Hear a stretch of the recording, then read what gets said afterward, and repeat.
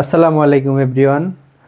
আজকে রান্না করব আলু আর উস্ত ভাজি।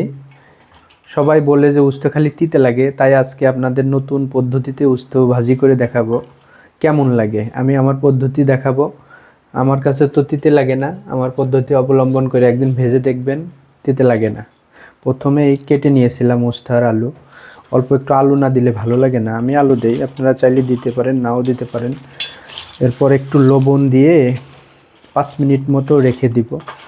এরকম মাখাই নিতে হবে লবণটা সব জায়গা। 5 মিনিট মতো ঢেকে রেখে দিতে হবে। বন্ধুগণ, এবার গ্যাসটা অন করে দিব। প্রথমে পেঁয়াজ মরিচ হালকা করে ভেজে নিব। আজকে একদম নতুন পদ্ধতিতে আপনাদের উস্ত ভাজা দেখাবো, একদম পানি ছাড়া, পানির কোনো ব্যবহার হবে না।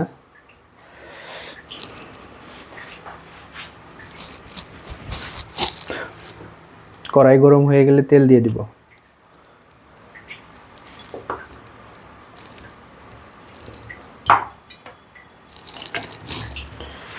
পেঁয়াজ মরিচগুলো দিয়ে দিব।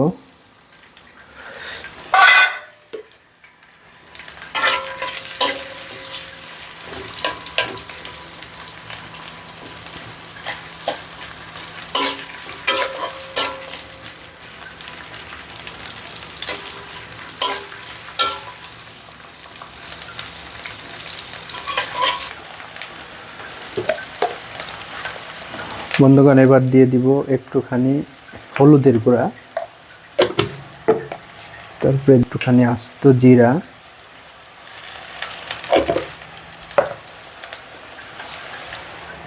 তারপর দিয়ে দেব একটুখানি ধনিয়ার গুঁড়া,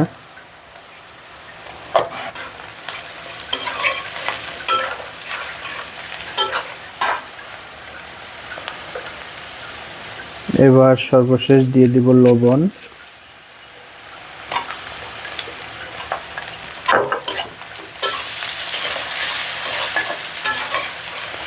এবার দিয়ে দিব উস্তাগুলো।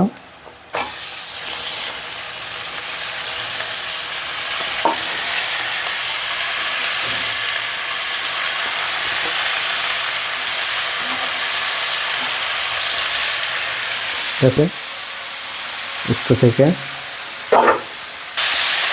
এবার শুধু নাড়াচাড়া করতে হবে, একটু পানি দেওয়া যাবে না, শুধু নাড়াচাড়ার উপরে ভেজে ফেলতে হবে।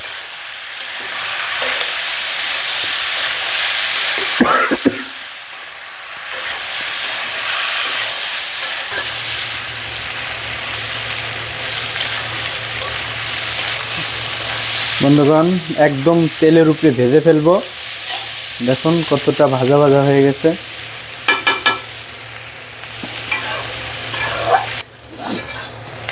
বন্ধুগণ, আমার ভাজি একদম রেডি। আপনারা এইভাবে একদিন ভেজে খেয়ে দেখবেন, একদমই তিতা লাগবে না। তিতা কি জিনিস আপনি টেরই পাবেন না।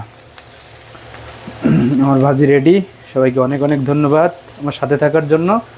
বেশি বেশি লাইক কমেন্ট শেয়ার করবেন। আসসালামু আলাইকুম।